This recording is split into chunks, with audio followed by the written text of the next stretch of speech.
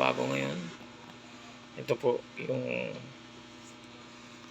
multi-tester na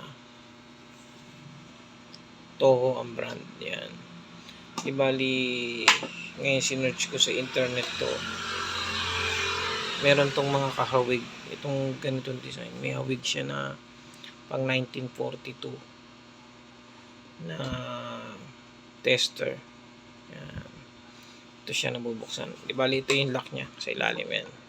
Pinipindot. Tapos ngayon, ito yung loob. Ayan. Yan siya. Ito yung pinaka original niya na probes. Ayan. Medyo marupok na, tingnan niyo. Kung nakita niyo, medyo matigas na yung pinaka wiring niya. Tapos ito, yung pinaka panel niya na made of parang ceramic. Ayan. Dahil kasi nga vintage na. Ayan. Ito yung adjustment ng pag yun sa ohms. I-adjust mo sa zero adjuster. Yan. Tapos ito yung selector switch nya.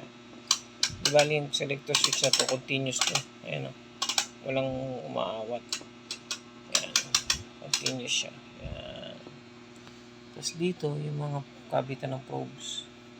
Ayan, kasi pag nung mga ganito mga luma, usually ililipat mo pa yung mga probe mo kung saan mo para saan gagamitin. Ito niya AC, DC. Kasi isang linya lang dito ang AC. Ito lang din yung DC. Yan, selector. Tapos, dito naman, di ko alam ito kung ano 30 volts, something. Kasi dito yung kabilaan pag yung sa tester ka ng ohms. Pag DC, dito nakakabit. Yan. Pag AC, dito naman. Yan. Di bali, ito galing to ng Japan.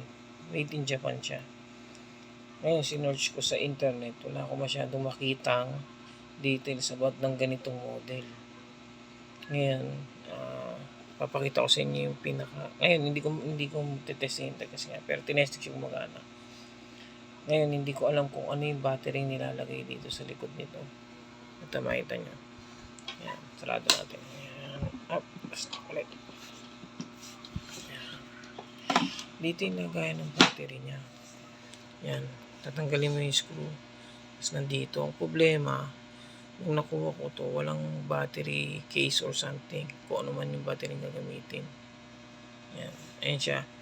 Ito yung factory. Toho Tester Laboratory. Company Incorp. Limited yata yan. Tapos yan to.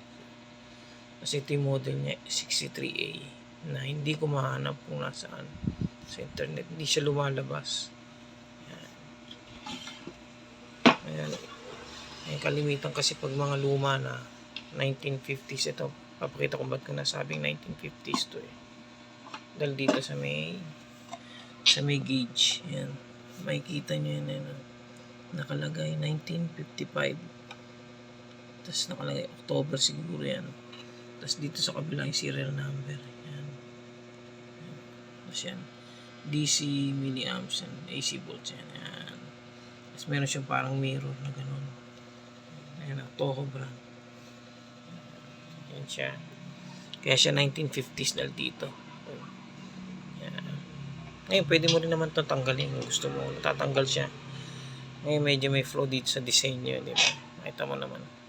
Na parang pag binaba mo ganyan, parang nai-stress yung hinges. Ayan, brass yan na plated.